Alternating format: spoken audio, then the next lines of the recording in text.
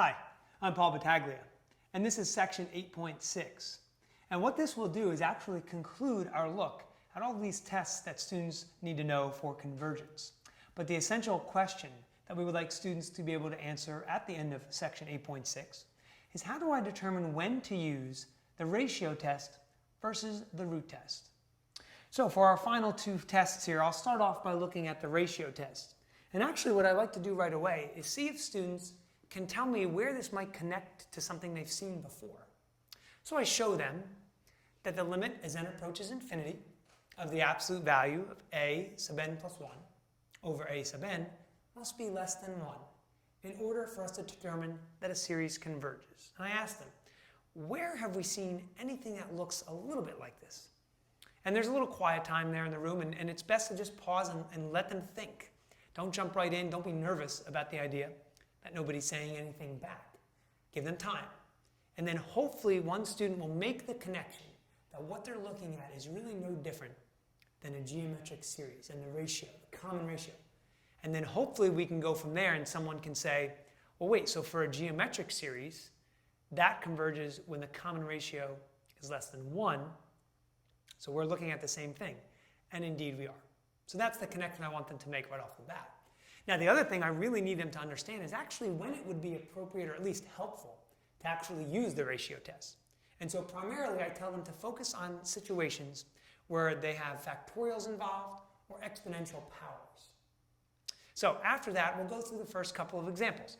And what's really important about examples 1 and 2 is actually the algebra, not the calculus. See, students are seeing the need to not only take a limit, but simplify a quotient that has factorial notation here. And that's not exactly the easiest thing for them to do if they've never seen it before. So you may even actually have to point them to the algebra review.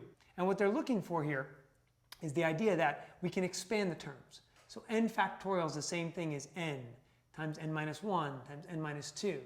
And then let's say n plus 1 factorial is the same thing as n plus 1 times n minus 1. We need them to see that as we go through more terms, there's more of an opportunity to simplify.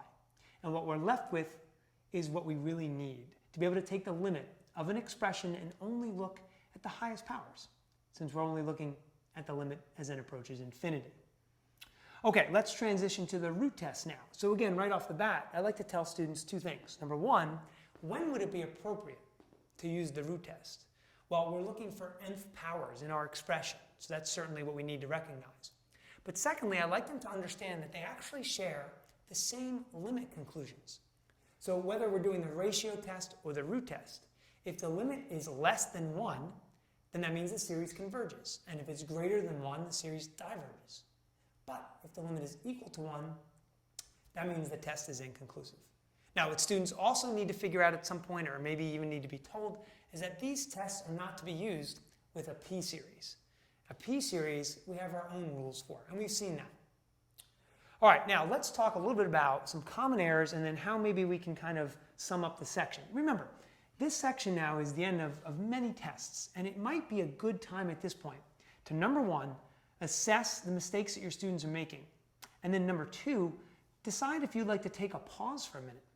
What I mean by that is maybe it's a good point after section 8.6 to either take a day and review with students, perhaps take 1 day to review and then 1 day to assess them, perhaps a mid-chapter check, if you will, and decide for you what works for your students.